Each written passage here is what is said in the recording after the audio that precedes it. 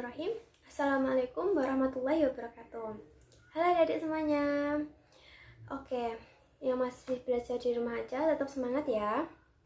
Dan jangan lupa untuk tetap menerapkan protokol kesehatan dengan terus mencuci tangan dan pakai masker kalau kalian habis pergi dari luar atau dari mana aja, atau habis bersentuhan gitu ya adik-adik. Jangan lupa ya, itu semua untuk menjaga diri kita dan orang-orang yang kita sayangi.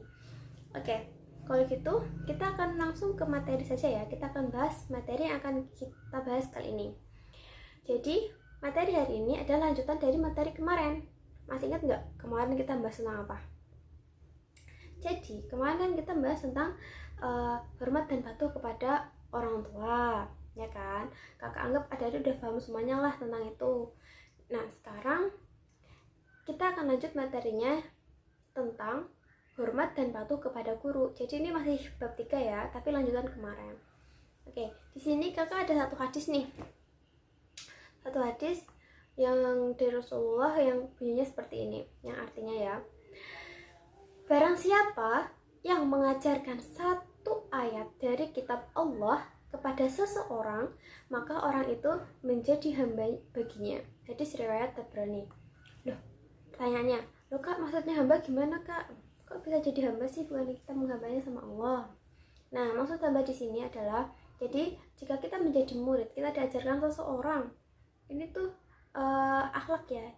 Hadis tersebut mengajarkan kita tentang akhlak. Jadi kalau misalkan kita diajarkan oleh orang satu ayat saja ya, satu ayat, itu tuh kita harus hormat sama mereka. Sebagaimana hormatnya seorang hamba kepada tuannya. Hamba di sini sudah seperti budak seperti itu ya adik-adik ya, tapi juga bukan seperti itu juga, maksudnya nggak terlalu ekstrim seperti itu hanya tentang akhlak. Kita tuh harus hormat, harus patuh sama orang yang telah memberi kita ilmu, begitu ya. Oke, kalau begitu materi selanjutnya di sini kita sama-sama tahu ya, guru itu sama dengan orang tua di sekolah. Nah, maksudnya gimana kak, guru sama dengan orang tua di sekolah? Nah, jadi maksudnya seperti ini. Jadi, selain berbakti kepada kedua orang tua di rumah, kita juga harus berbakti kepada orang tua di sekolah, yaitu guru kita. Jadi, kalau kita berbakti kepada orang tua itu kan di rumah. Nah, kalau di sekolah, kita berbaktinya kepada guru. Begitu ya. Kalau misal gini, kalau orang tua itu ibaratnya adalah orang tua biologis kita ya, itu adalah orang tua yang merawat jasad kita, merawat dohir kita. Sedangkan orang tua yang guru, orang tua di sekolah kita, itu adalah orang tua yang merawat ruh kita, yang merawat batin kita. Begitu ya adik-adik. Jadi biasanya kalau di pondok-pondok itu kan kalau kiainya itu kan disebut murabbi ruhina, yang mengurus jiwa kita gitu kan ya. Jadi seperti itu. Jadi sama aja sebagai orang tua, cuma beda yang dirawatnya gitu. Jadi bapak ibu guru itu juga orang tua yang harus dihormati dan ditaati gitu ya adik-adik. Jadi kalian itu harus tetap hormat dan taat kepada mereka di sekolah. Bukan hanya di sekolah, kalau ketemu di jalan pun juga kalau bisa kita saling menyapa begitu ya. Nah, kenapa sih kak kita harus banget berbakti sama guru, harus hormat sama mereka? Nah, di sini sebenarnya Allah Subhanahu wa taala itu juga mengancam orang-orang yang nggak hormat dan patuh sama gurunya atau sombong gitu ya sama gurunya. Di sini ada hadis yang diriwayatkan oleh Al-Baihaqi yang bunyinya, yang artinya ya, barang siapa merendahkan gurunya akan ditimpakan oleh Allah kepadanya 3 azab atau penderitaan. Yang pertama yaitu sempit rezekinya, yang kedua hilang manfaat ilmunya, dan yang ketiga keluar dari dunia ini atau wafat dan tanpa iman. Nah, ngeri banget ya. Jadi hadis di sini itu bertingkat, penderitaannya tuh bertingkat gitu ya, dari yang paling ringan sampai yang paling berat. Nah, kalau misalkan hilang rezekinya, sempit rezekinya, itu kan itu juga susah ya bagi kita semua kan, misalkan disebutkan Allah rezekinya. Nah terus kalau misalkan hilang ilmunya, manfaat ilmunya, itu malah lebih susah lagi. Jadi misalkan kalian udah belajar nih dari PAUD, misal dari TK, nah terus ketika kalian sudah kuliah misalkan ya, tapi kalian perilaku kalian sama guru-guru kalian itu durhaka atau tidak menunjukkan rasa hormat, tidak menunjukkan rasa patuh seperti itu manfaat ilmu yang telah kalian serap selama ini tuh hilang semuanya, sia-sia, bagikan seperti sia-sia seperti itu ya dek. Jadi misalkan ilmu yang nggak bermanfaat itu kan bagikan pohon yang tak berbuah seperti itu ya. Lalu yang ketiga ini malah lebih parah lagi. Jadi kalian itu atau kita semua atau misalkan orang lain lah yang nggak patuh sama gurunya, yang nggak hormat, yang durhaka sama gurunya, itu diancam Allah mereka akan keluar dari dunia ini atau wafat tanpa iman. Nah itu malah lebih ngeri lagi ya. Jadi serugi-ruginya orang itu ketika dia mati tanpa membawa iman gitu ya. Oke, selanjutnya di sini kita akan kakak akan membahas tentang cara menghormati guru yang benar seperti apa sih kak. Nah di sini bisa dilihat ya di PPT-nya. Jadi ada beberapa cara yang bisa kita lakukan untuk mengimplementasikan menghormati guru. Nah, yang pertama ini kita bisa senantiasa rendah hati terhadap gurunya meskipun ilmunya lebih banyak. Nah, misalkan gini, guru kalian di RA atau guru kalian di MI itu kan misalkan mereka itu kan lulusannya S1 sedangkan jadi guru, sedangkan kalian amin ya, misalkan kalian tuh ada yang sampai doktor, sampai profesor, dan misalkan kalian jadi pakar atau kalian jadi dosen lah, rektor lah seperti itu, tapi tetap di hadapan guru kalian, guru TK lah, guru MI lah, guru SMP, guru SMA seperti itu, kalian harus tetap rendah hati, tetap rendahkan diri kalian, rendah ilmunya kalian di hadapan guru kalian seperti itu ya. Karena setinggi-tingginya ilmu kita nggak akan ada apa-apanya jika waktu kecil, misalkan waktu RA, guru kita nggak ngajarin kita gimana caranya membaca, gimana caranya menulis, begitu ya. Jadi itu jasa guru tetap lebih besar. Banyak orang yang bilang itu kan kalau orang hebat itu menghasilkan banyak karya, tapi kalau guru yang hebat itu menghasilkan banyak orang hebat, seperti itu ya. Oke, yang kedua itu dengan kita mematuhi setiap arahan dan bimbingan guru. Nah ini juga kembali lagi sama syariat Islam ya. Misalkan arahannya, misalkan bimbingannya itu harus tetap disesuaikan dengan agama. Seperti misalkan kalau arahannya itu baik dan gak bertentangan sama agama kita, ya kita harus melaksanakannya. Tapi kalau misalkan arahan tersebut kok negatif atau bertentangan dengan agama kita, misalkan arahannya itu udah kamu gak usah sekolah, bolos aja, tapi kayak gak mungkin ya di guru yang kayak gitu, itu gak perlu kalian taati, gak perlu kalian patuhi, seperti itu ya. Lalu yang ketiga itu tentang selalu berkhidmat untuk gurunya dengan mengharapkan balasan dari Allah Subhanahu wa taala semata, gitu ya. Jadi berkhidmat itu misalkan kalian tuh kalau bisa, yang biasanya yang ini tuh di anak pondok ya lebih banyak yang kelihatannya tuh di anak pondok, tapi di anak sekolah juga pastinya bisa. Misalkan guru kalian tuh minta tolong kalian ambilkan minta tolong belikan pulpen, mesti guru itu nggak mungkin sampai tega nyuruh siswanya itu kalau misalkan mereka masih bisa, misalkan mereka tapi kok kalau sibuk banget, kalau banyak banget yang harus diurus dan mereka berpikir nggak sempat untuk beli pulpen atau mungkin fotokopi sesuatu untuk diajarkan sama kalian, itu biasanya mereka baru minta tolong.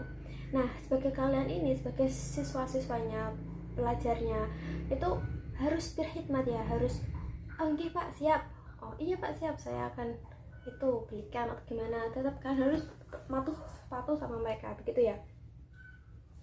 Itu dengan mengharapkan balasan dari Allah semata, begitu ya adik-adik. Lalu yang keempat apa kak? Selanjutnya yang keempat itu memandang guru dengan penuh hormat dan taklim. Jangan kok kalian itu terus merasa tinggi, merasa sombong di hadapan guru kan, karena harus tetap merendah di hadapan guru kalian, seperti itu ya. Oke, selanjutnya itu kan cara-cara gimana biar kita tuh menghormati guru. Itu beberapa caranya ya, tapi masih banyak banget. Di sesungguhnya itu masih banyak banget hal yang bisa mencerminkan bagaimana menghormati guru. Kalian pasti juga udah paham sendiri, udah kira-kira sudah bisa memilih lah kira-kira yang perbuatan menghormati guru itu yang seperti apa, yang kira-kira merendahkan guru itu yang seperti apa, begitu ya. Oke, selanjutnya di sini kakak ada keberkahan dari menghormati guru. Jadi menghormati guru itu juga mendapatkan keberkahan ya, bukan hanya menghormati orang tua saja. Kalau kita menghormati guru kita juga akan mendapatkan beberapa keberkahan dari Allah Subhanahu wa taala. Nah, apa aja keberkahannya? Oke. Yang pertama, keberkahannya itu keberkahan dari ilmu yang kita peroleh. Nah, kalau kita itu hormat sama guru kita takzim sama guru kita itu pasti akan ridho ya, ridho ilmunya untuk diturunkan kepada kita semua. Nah, dengan ridhonya guru tersebut, maka berkah pula ilmu yang kita dapatkan dari beliau, begitu ya. Lalu yang kedua itu tentang lebih mudah menerima ilmu yang diajarkan oleh guru. Jadi kalau misalkan kita terbuka hati kita untuk menghormati guru kita, otomatis otak kita juga akan terbuka, mata hati kita kan terbuka. Nah, ilmu itu kan nur ya, ilmu itu cahaya. Nah, cahaya itu akan masuk dari tempat yang terbuka. Kalau tempatnya tertutup dan gelap, nggak mau menerima, tinggi hati, terlalu sombong, itu ilmu nggak akan masuk. Sedangkan kalau kita terbuka, ilmu cahaya tersebut akan masuk pada diri kita dengan sangat mudah. Seperti itu ya. Jadi ilmu itu juga kalau di kitab taklim tuh ya, ilmu itu ibaratnya air. Nah, kita itu kalau ingin mendapatkan ilmu tersebut, kita itu harus merendah. Air kan selalu mengalir di tempat yang lebih rendah, begitu ya. Nah, kalau kita tinggi, airnya tuh nggak akan nyampe ke kita, seperti itu ya. Ketika kelihatannya aja nyampe, tapi nyatanya enggak, seperti itu ya adik-adik. Jadi kalian paham kan filosofinya? Jadi kalau di hadapan ilmu tuh kita harus tetap merendah, walaupun jadi kalau dulu kayak saya tuh selalu bilang, walaupun kalian itu udah dengar ilmu tersebut ribuan kali, bahkan berkali-kali kalian udah dengar ilmu tersebut, kalau kalian ingin mendapatkan kemudahan dalam belajar ilmu tersebut, ibaratkan kalian baru pertama kali mendengar ilmu tersebut, begitu ya. Jadi di sini tuh kita diajarkan untuk tidak sombong. Misalkan kalau kita udah belajar tentang, kita udah tahu tentang bahayanya merokok atau bahayanya durhaka sama orang tua, terus diajarin sama guru kita nih kayak gitu lagi. Di kelas 1 kan udah diajarin, lalu di kelas 3 diajarin, dan terus kalian tuh ngerasanya udah pinter, udah pernah belajar kayak gini. Itu kalau bisa jangan seperti itu.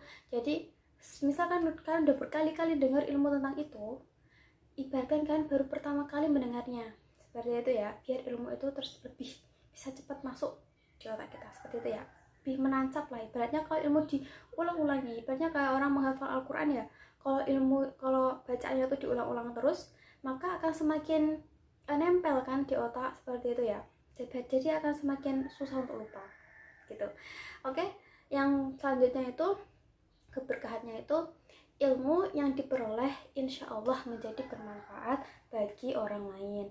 Jadi ilmu yang kita peroleh dengan kita berkhidmat pada guru dan kita hormat sama mereka, itu insya Allah ilmu yang kita peroleh akan memberikan manfaat, bukan hanya pada diri kita, tapi juga pada orang-orang yang ada di sekitar kita, begitu ya. Nah, di sini tuh ada kata-kata dari Imam Syafi'i. Beliau itu bilang kalau begini, pengetahuan yang paling baik adalah yang memberikan manfaat, bukan hanya untuk diingat. Nah, gitu. Jadi gini, orang yang pintar banget kan, orang yang udah tahu semuanya hukum tata negara, tentang apa aja mereka tuh udah tahu, udah benar-benar udah paham lah, tapi mereka itu tidak dipraktekkan, itu sama dengan ilmunya tuh sama sekali nggak berguna, itu ya. Itu tuh tidak, ilmu tersebut tuh tidak ada manfaatnya, nggak memberi manfaat, itu sama sekali nggak berguna, begitu ya adik-adik. Sedangkan kalau ilmu tersebut walaupun sedikit tetap bermanfaat, kita mau pahamnya tentang tata negaranya tuh nggak sebanyak orang yang tadi lah, tapi kita memanfaatkannya dengan baik, insya Allah nanti dengan itu orang-orang itu akan lebih manfaatnya lebih dapat, orang lain akan lebih dapat juga manfaat dari ilmu kita tersebut. Itu arti dari perkataan dari Imam Syafi'i tersebut ya adik-adik. Oke, selanjutnya di sini kakak ada sebuah cerita nih, kisah teladan tentang bagaimana bagaimana harusnya kita bersikap pada guru kita gitu ya. Di sini ada cerita tentang cara menjadi wali murid yang baik menurut Syekh Abdul Qadir Al-Jailani. Kalian pasti udah banyak yang kenal ya, siapa sih Kak Syekh Abdul Qadir Al-Jailani, pasti kan udah banyak yang kenal. Jadi beliau itu tuh termasuk wali Allah ya, yang mana beliau tuh sangat luas ilmunya, dan ilmunya tuh sangat luas dan barokah insya Allah, seperti itu ya adik-adik. Nah, jadi yang di cerita ini tuh tentang wali murid dari seorang santri. Nah, jadi ringkas ceritanya ya, kakak akan ceritakan kilas sedikitnya. Jadi di sini tuh diceritakan seorang wali murid yang mana beliau itu bersikap kurang baik kepada Syekh Abdul Qadir Al-Jailani. Anaknya kan belajar di pondok pesantrennya Syekh Abdul Qadir Al-Jailani. Lah, ceritanya gini, ada orang kan ya, orang yang kurang suka lah sama Syekh Abdul Qadir. Lah beliau itu selalu mencari celah keburukan. Biasa ya, orang sebaik apapun orang tuh pasti ada yang nggak suka. Jadi kalian tuh nggak usah pusing mikirin orang-orang yang nggak suka sama kalian, tuh nggak penting. Kalau katanya Ali bin Abi Thalib itu, orang yang nggak suka sama kita, walaupun kita tunjukkan kebaikan kita itu nggak penting bagi mereka. Sedangkan orang yang memang tahu tentang kita suka sama kita juga nggak penting untuk memberitahu kebaikan kita, karena bagi mereka itu memang udah baik, seperti itu ya.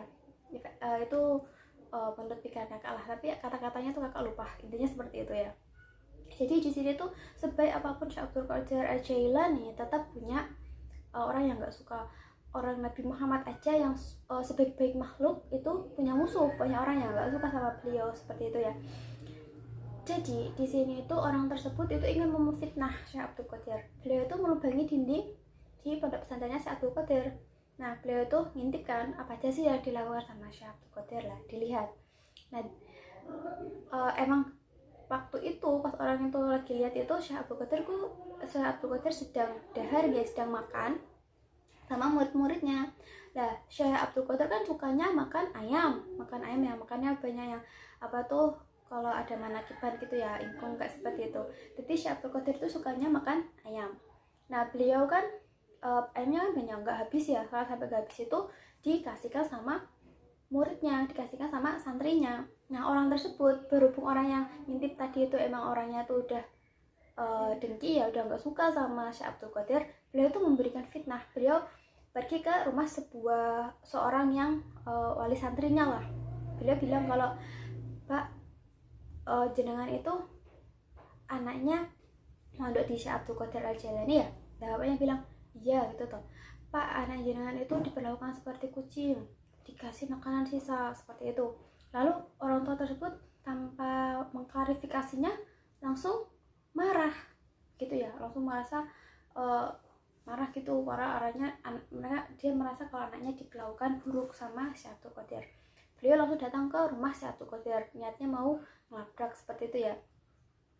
Nah, orang tersebut itu bilang gini sama Syekh Abdul Qadir,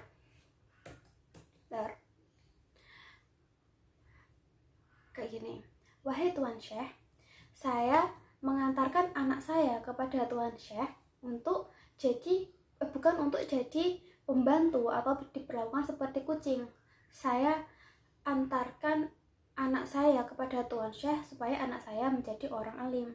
Jadi bapak tersebut itu tanpa mengklarifikasi sudah langsung main hakim sendiri ya sama Syekh Abdul Qadir Al-Jailani, bukan tanya-tanya dulu tapi langsung menuduh seperti itu. Kesalahannya tuh wali muridnya seperti itu, akhlaknya kurang baik sama orang yang mengajarkan memberi ilmu kepada anaknya. Lalu Syekh Abdul Qadir Al-Jailani itu gampang saja jawabnya, kalau begitu ambillah anakmu, bilang kayak gitu kan. Ya sudah, kalau gitu si bapaknya bawa pulang si anaknya. Nah, di perjalanan pulang bapaknya tuh banyak tanya sama anaknya tuh tentang ilmu, tentang hikmah, tentang hukum. Nah, anaknya itu dapat menjawab semuanya dengan benar. Seperti itu ya. Nah, itu juga sebuah indikator bahwa guru tersebut itu ikhlas. Sebenarnya si santri tersebut itu akhlaknya udah baik, makanya dia itu bisa menerima ilmu-ilmu tersebut sebenarnya waktu itu. Terus akibat dari orang tuanya tersebut, orang tuanya kan terus dengan itu kan terus nyesel ya, terus tahu kalau ternyata anaknya tuh emang sama ini belajar dengan baik di sana, terus mau diantarkan kembali ke pondoknya Syekh Abdul Qadir tadi, bilang kayak gini, wahai Tuan Syekh, terimalah anak saya untuk belajar kembali dengan Tuan Syekh. Didiklah anak saya, Tuan Syekh. Ternyata anak saya bukan seorang pembantu dan juga tidak diperlakukan seperti kucing. Saya melihat ilmu anak saya sangat luar biasa karena belajar denganmu. Seperti itu. Karena udah nyesel kan, terus kembali lagi ke Syekh Abdul Qadir Al-Jailani. Namun Syekh Abdul Qadir Al-Jailani jawabnya seperti ini, bukan aku tidak mau menerima kembali, tapi Allah sudah menutup pintu hatinya untuk menerima ilmu. Allah sudah menutup futuhnya atau terbukanya untuk mendapatkan ilmu. Ini disebabkan seseorang ayah yang tidak beradab kepada gurunya. Jadi adab kepada guru itu bukan hanya tentang murid sama gurunya, orang tua kita kepada guru kita itu juga harus beradab gitu ya, perilakunya seperti itu. Kenapa? Karena guru itu kan memberikan ilmu, merawat ruh kita, merawat jiwa kita. Padahal kita itu bukan anak kandungnya, kita tuh anak orang lain, seperti itu. Nah, itu kan berarti harus guru-guru yang benar-benar ikhlas. Tapi kalau sudah seperti itu, orang tuanya berperilaku kurang baik kepada gurunya, walaupun anaknya itu sebenarnya perilakunya baik terhadap gurunya, itu juga bisa menyebabkan tertutupnya futuhah seorang anak tersebut untuk mendapatkan ilmu. Seperti itu ya adik-adik. Nah, tapi kita sekarang di zaman sekarang tuh banyak banget kan melihat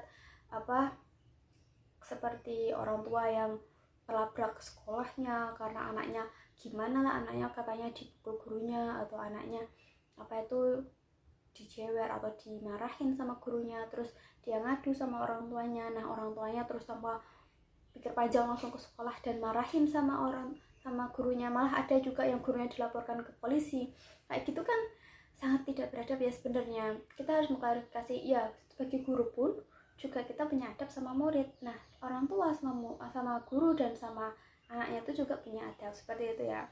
Jadi kita harus saling menjaga hubungan baik untuk tercapainya ilmu yang bermanfaat tersebut. Oke, jadi untuk cerita tersebut kakak juga akan mengirimkan kalian di grup WhatsApp ya. Jadi nanti kalian akan kirimkan juga, kita bisa baca, kita bisa bahas lagi nanti. Di soal Google Form pun juga kakak akan cantumkan beberapa soal tentang kisah teladan tentang Syekh Abdul Qadir Al-Jailani ini ya, sama materinya. Nanti kalian menjawabnya ya, jawab dengan hati-hati. Oke, kalau begitu adik-adik, kakak akhiri pertemuan kali ini. Terima kasih untuk semua perhatian dari kalian, dan kakak minta maaf kalau selama ini banyak salah kata pada kalian semua. Oke. Semoga ilmu yang kita peroleh selama ini memberikan manfaat bukan hanya pada diri kita, tapi juga pada orang-orang yang kita sayangi. Begitu ya. Akhirul kalam, billahi taufiq wal hidayah. Wassalamualaikum warahmatullahi wabarakatuh.